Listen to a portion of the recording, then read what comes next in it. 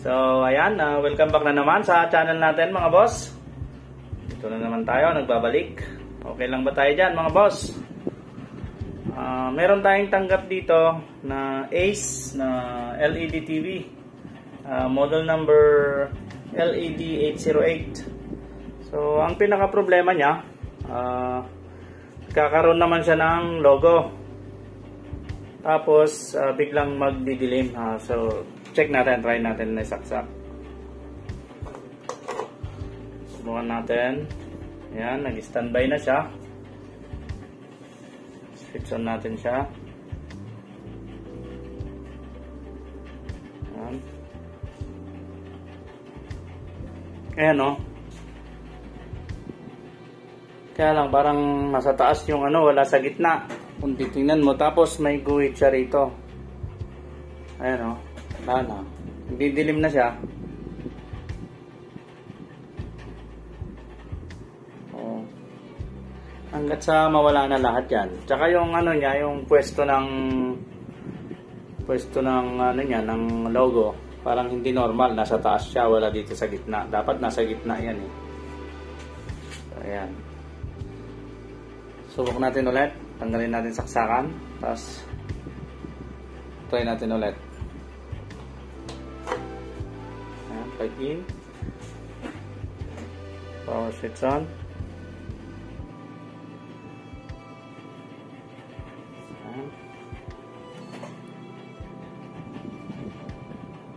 ayan o, Ace yan, nasa gitna. Oh, dalawa na. Ayan ang problema niya, lumalabas yung logo pero abnormal siya, tapos may guhit din ng horizontal. Natin kung matatanggal pa natin yung guhit kasi kadalasan yan side ko. So check na lang natin. Ayan o, wala na, dilim na siya. So yan yung pinaka problema niya. Bago natin buksan, sa mga hindi pa nakapag-subscribe sa ating channel, sa bago lang sa channel natin, please like and subscribe naman po dyan. At pakihit na rin ng notification bell para lagi kayong ma-update pag may bago tayong upload video. Tara, buksan na natin.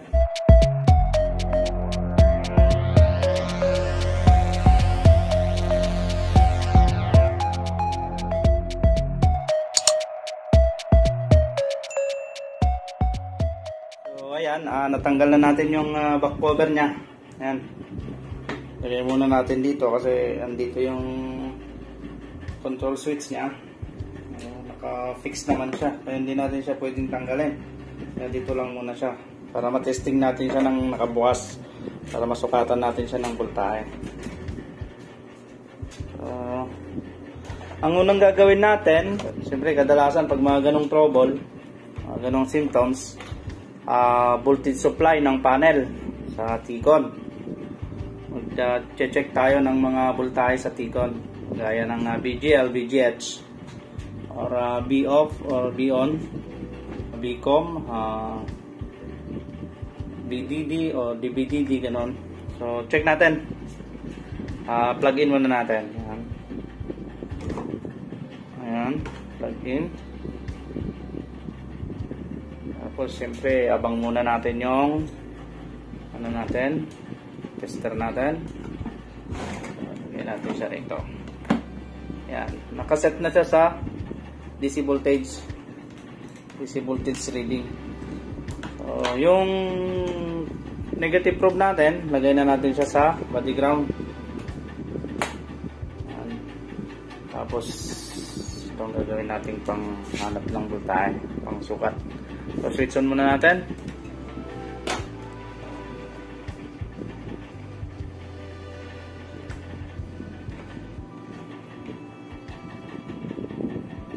Yan, may ilaw na yung backlight. Yan o. So ibig sabihin nag-switch on na siya. Ayan. May ilaw na yung backlight niya. So siyempre yung sigurado naman meron yung niyan, yung main supply nung T-Con kasi may logo eh. So may supply 12 volts niyan for sure. So yan. 12 volts. So, hanapin natin yung BGL. Uy, naglag. So, hanapin natin yung dito yan. Yun o, Vion. Yan, Vion. So, meron 24 volts, 24.5. Ayan, yung katabi niya, VGH. So, meron din 26.15. B off or BGL. Ayan, B off or BGL. Kailangan negative to. Ayan, negative 8. So, meron. Kompleto. Ano pa yung iba? Ayan natin. Ayan o. DVDD. Meron to at least 3.3 volts. Yun. Meron. Tapos Bcom. Yan. Meron din 7.4 volts. So, kompleto. Pero yung ano niya, normal naman yung voltahe. Pero yung display niya is nagba-block siya. Nagba-block screen. Ano, wala na siya. Ganyan na lang siya. O yan, nagkakaroon ng bar. Shadow bar. So, wala na siyang logo or raster or ano man. Blanco na siya. So, normal naman yung voltahe ng T-Con. So, ang gagawin natin, bubuksan natin tong panel. Tapos titingnan natin kung umaabot yung supply dun sa may side ko. So, buksan natin yung panel.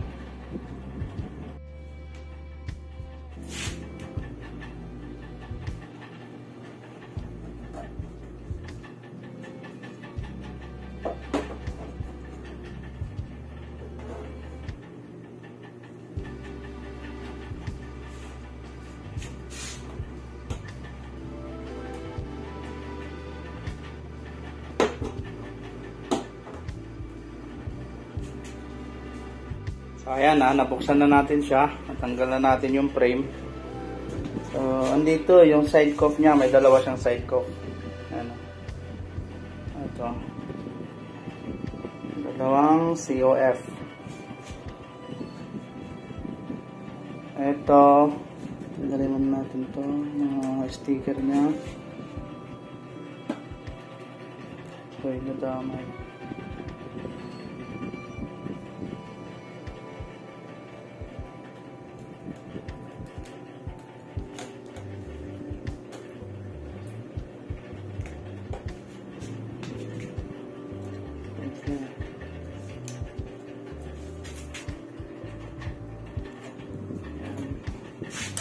Tanggal na siya. Kailangan nating sukatan ng voltahe ito kung may pumapasok. Titingnan din natin yung number ng COF nya. Search natin para makita natin yung data kung saan yung mga voltahe nya. So ang gagawin natin para madaling sukatan to, babalik ta rin natin tong TFT nya para tumihaya yung COF. Tara, balik ta rin muna natin.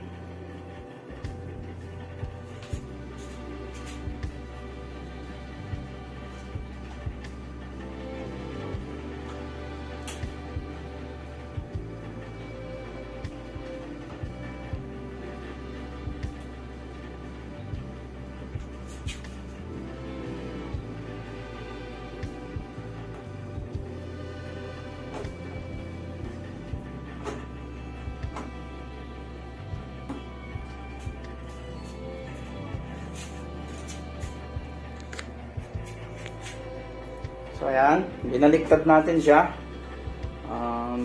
para lumitaw yung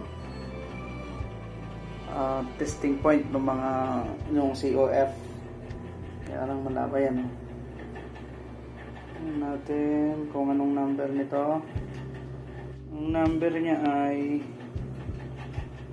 medyo malabo. Tingnan natin.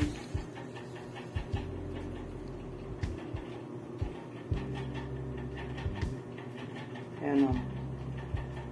RM76731FD. Yun yung number niya. So, search natin siya sa Google. Tingnan natin yung pinaka-data niya bago tayo mag-check ng voltahe. So, ayan. Ito yung na-search natin sa Google. Yung data niya. Ang VGL niya ay ito, VGL, VGH 3.3, Stevie, OE 3.3. Yung last ito 3.3. Tapos dito sa ano niya, kabila, ito yung ground, CPV at XAO. Dito sa kabila, bilang ng lumalabo. Dito sa kabila is 1, 2, 3. Ito naman ay Stevie out. So, i-check natin yung voltahe ng VGL, VGH, tsaka yung 3.3. Titingnan natin kung present yung mga yan. Itong ano na to, lagyan natin siya ng yung dulo ng ano natin, test probe natin. Yung tip ng test probe natin, lalagyan natin siya ng karayom para yan, para madaling itusok siya, madaling ma-check kung may voltahe wala kahit di natin kaskasin. So yan, at syempre bago natin siya isaksak, plug in, kabit muna natin itong LVDS cable nya para magkaroon ng supply. Ayan. So, check natin ngayon.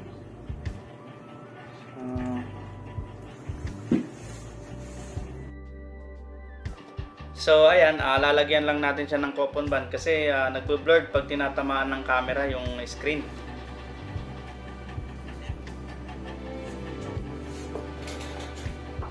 So ayan, nilagyan natin siya lagyan natin ng karayom, yung tip ng test probe natin para madali lang siyang idot-dot. Ayan, diba? Para kahit hindi natin kaskasin, ano siya, magko-contact siya. Saksak natin.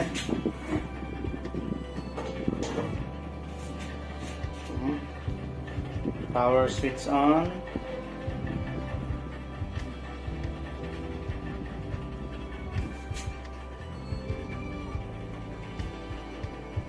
Ayan. Nagkaroon na ng logo.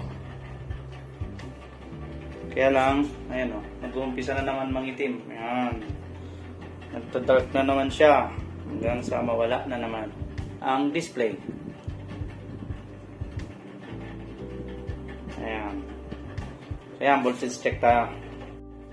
So ayan, naka-DC tayo ha. Ayan, DC reading. Tapos yung test probe natin, lagay na lang natin ulit sa body ground. Para maganda. So ayan, umaandar yung TV natin ha. Nakaswitch on yung TV natin. So unahin natin yung VGL, yung pangalawa sa taas. Oh, ayan na meron, no? Naglulos yata.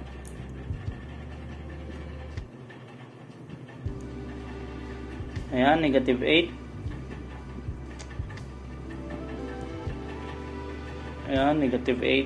Kita ba? Ayan. Negative 8 VGL. So tingnan naman natin yung VGH. Wala yata. Ayun, meron. 24 volts, 24.5. Tapos yung susunod dyan sa ano is 3.3. Ito kasi ground, tapos ito 3.3. Ayun, meron 3.2. Tapos susunod is TV, tapos OE, tapos isang 3.3. Tingnan natin. Okay, parang wala. Meron siya, kaya lang 0.4, 0.5, hindi siya 3.3. Itong isang 3.3 meron. Ayan 3.2, 3.29, 3.3 na rin yan. Ito wala. 0.5 lang. 0.5 volts. So, maaaring ito ang may problema, nawawala. So, kukuha tayo ng 3.3 dito sa T-Con. Tapos, subukan natin i-bypass jumper natin dito sa 3.3 na to. So, ayan, ito yung nasukat natin kaninang 3.3 is nasa DVD-D. So, doon na lang tayo kumuha. Ito yun ayun, yan. DVD-D. So, tingnan natin. Ito. Ayun 3.3. Yan. So, dito na lang tayo kukuha sa DVD-D papunta dito. Subukan nating i-jump dito kung magkakaroon na siya ng logo or raster or display. So ayan, ito yung gagamitin natin pang jumper, copper wire. Ito binaklas ko lang to sa sa mga tweeter, yung horn tweeter na pyesa. So dito na lang tayo kukuha sa DVD-D 3.3 kasi yan.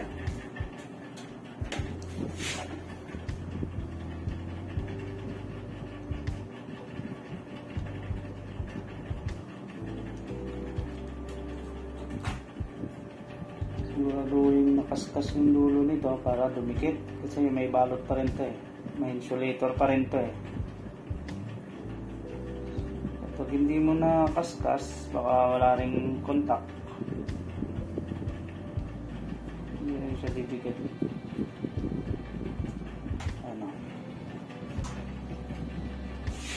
Ayan, sukat natin hanggang doon sa pagkakabitan natin. Siya na mga boss, wala tayong taga-video. Solo lang natin to, solo flight lang natin to. Habaan na lang natin konti para may ayan, habaan na lang natin konti para hindi mabitin kung sakali. Ayan, kuskusin muna natin kasi may insulator yan check muna natin kung okay pa siya. Lagyan natin siya rito.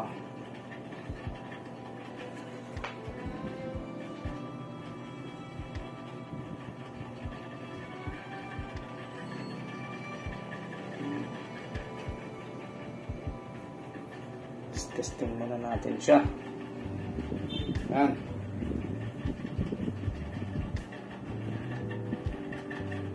Ayan, testing natin kung may lalabas ng 3.3. Tapos, tsaka natin i-inject dito. Lagyan natin.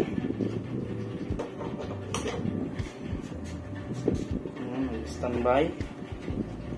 Switch on natin.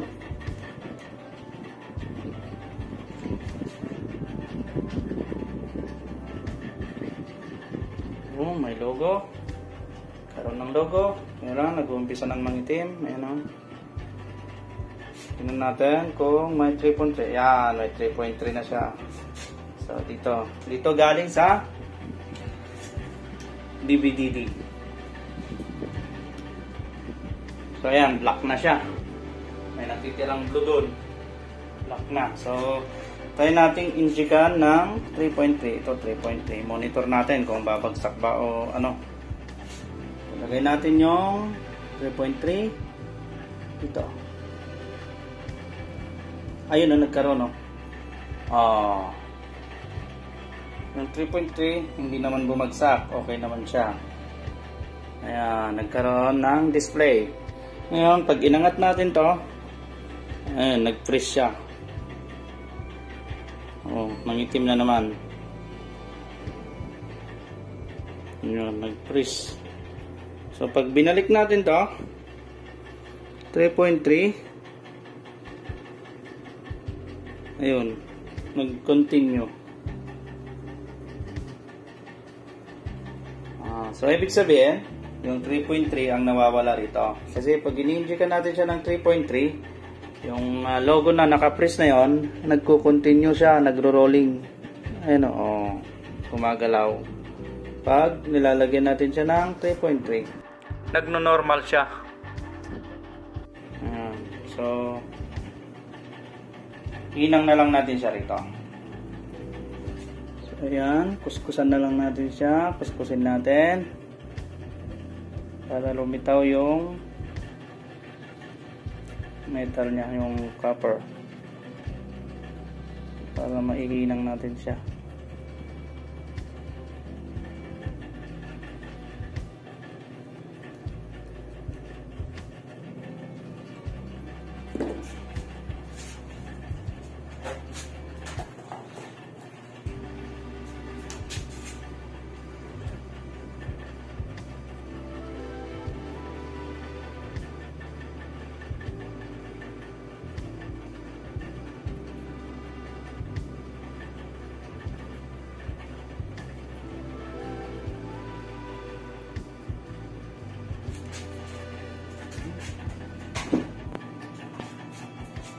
Tapos eksaktuhin na lang natin ito, o lagyan ng allowance. Ayan, para hindi pigado pag nag-fix na.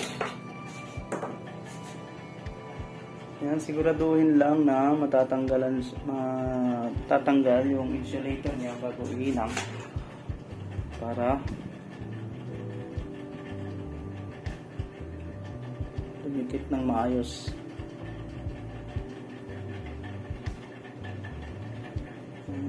Nalulusaw naman yung insulator niya pag ninainitan ng panghinang.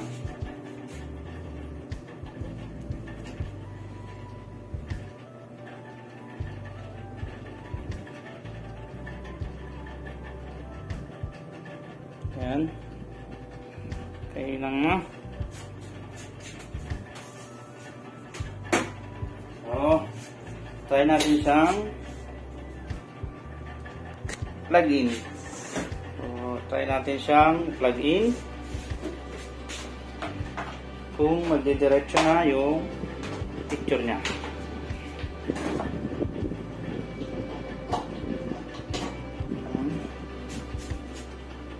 Switch on.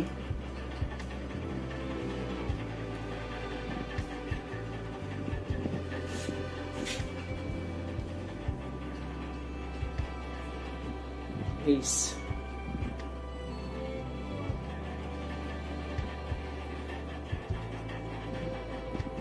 Ayun na. Okay na. Hindi na siya nangingitim. Okay na siya. Ayun o. So, ganun lang. Importante lang yung voltage checking. Kaya kung hindi kabisado ang pagbo-voltage check or paghahanap ng voltahe, pag-check ng voltahe, wala, mahirapan tayo. So ayan, nagtutuloy-tuloy na po yung niya, yung picture niya. Hindi na siya nangingitim. Hindi na siya dark. So may isang problema lang, pero sinabi naman ng may-ari dati na raw yun. Yung niya, horizontal line. Ayun o. Yan. Sabi naman ng may-ari, dati na raw yan. So, ganyan na lang siguro yan. Kasi sa COF na yan, kailangan na ng banding machine yan. Baka pag ginalaw natin to, lalo lang lumala. Kasi pag nagagalaw to, sensitive lang to. Pag nagagalaw, lalong nawawala sa pagkakadikit niya. So, wala tayong banding machine. So, mahirap na. So, ganyan na lang siguro. Hindi naman siya disturbance pag may picture na. So, hanggang dito na lamang po. At sana'y kahit pa paano nakatulong sa inyo ang video na to. Kaya kung hindi ka pa subscriber sa channel na to, subscribe na po. At pakihit na rin ang notification bell para lagi kayong updated pag may bago tayong upload video. At sa mga dati na nating subscriber dyan, maraming salamat po sa patuloy niyong pagsuporta. God bless po sa lahat.